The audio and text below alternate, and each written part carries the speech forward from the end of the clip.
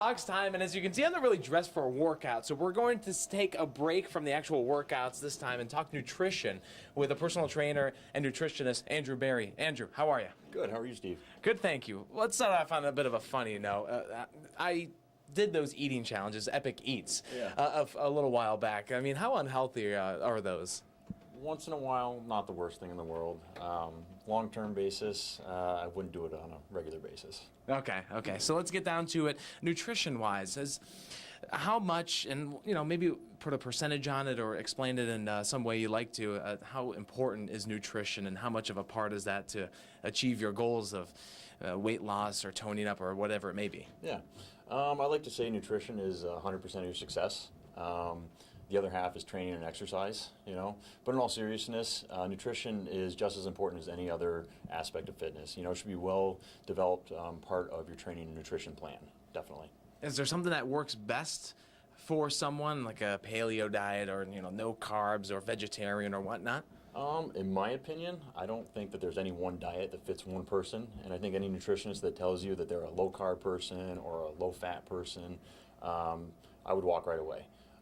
In nutrition, just like exercise, is so individual that you should have a good nutritionist that comes up with a plan for you that's built just for you.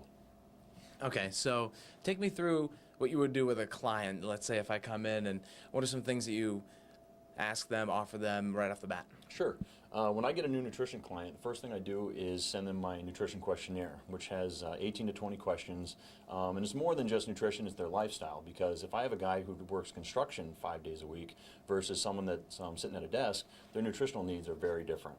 So, it's a very comprehensive questionnaire to give me a bunch of information. Secondarily, I will then write their plan for them and then send it out to them, let them digest it. Then we'll sit down and we'll talk about it and go over any changes we need to make. And then the biggest part of the process is the tracking. I do things in 12-week blocks, and they send me an update every week with feedback based off of how they're feeling, how their strength levels are going in the gym, if they're a runner, are they reaching their numbers the right way, stuff like that. So feedback is really important for both of us for them to be successful in their goals. Okay, so what do you say to people that say, I'd like to eat better, or maybe, I blame this weight on it's too expensive to eat in a healthy fashion? That's a good question, and I would totally dispute that because people that tend to eat lower quality foods will probably eat out a lot more than people that prepare a lot of their own foods. So right off the bat, you're spending a lot more money when you eat out. Beyond that, number one thing I do is, or I'd like to tell people, is to get to know your local farmer. I myself have a great relationship with Tyler Webb of Stony Pond Farms, and I have a beef group coming every week. Other avenues is to get on like a CSA or some type of vegetable program. When you buy in bulk, that's you're going to save a lot of money. Same thing goes for when you're in the supermarket or these big stores like Costco. They got great deals on bulk vegetables, meats, that kind of stuff. So you can really make it work even if you're on a budget. Okay, so we didn't do this one before, a question that's kind of off the cuff, but what I found amazing in the past few years talking about food is like the ability, just the plain simple fact that, food is, X foods are good for this health, and you can fight this disease by eating well. And is it just amaze you the power of food, as simple as it is, and how we can, better our lives by it? Yeah, that's a great question, because I continue to learn things every day, new things every day. And I graduated with degrees in nutrition from UVM about 8-9 years ago.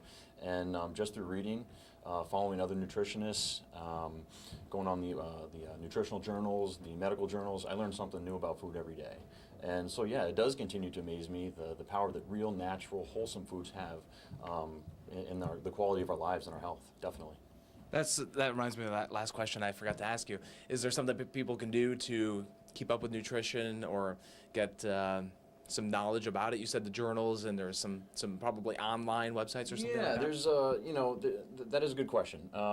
So there's not like one nutritional course I would recommend. I would just keep your mind open and read. There's some great authors out there. I would start with a textbook, a college nutrition textbook, and just get your basics on macronutrients down. And as you find a topic that you're interested in, like maybe antioxidants or something like that, do a Google search. And then you got to comb through, some of the junk, but you can, things that are typically research cited are good, excellent resources to look at, definitely. Okay. Andrew, was there anything else you wanted to add? Hire me. Nice. How much would it cost, like for a nutritionist or someone? How much do you charge for, Yes. giving a meal plan or some tips and whatnot? Yeah, typically a meal plan will run about $210, and then with that comes 12 weeks of updates, tracking, questions. I think I was telling you before that I spent a lot of time answering client emails, and I totally encourage that, because not only are you going to get a meal plan from me or from some of the other nutritionists here, you're going to get a nutritional education along the way.